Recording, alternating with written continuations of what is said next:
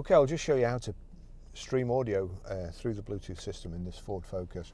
So, onto your iTunes, well, a record there. If you see at the bottom there, the red triangle with the 3 red circles, that's saying Ford Audio. If you click on there, if there's no tick by Ford Audio, or if it said iPhone at the bottom, just click on that, the red triangle, 3 red circles, and make sure Ford Audio is selected. Back there, we'll click play. So that's playing, but it's turned down.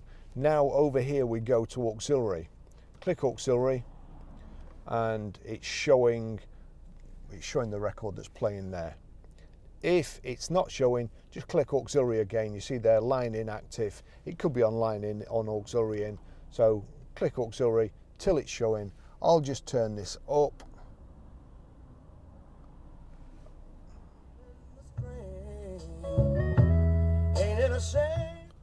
So there you go, that's how you play audio through it.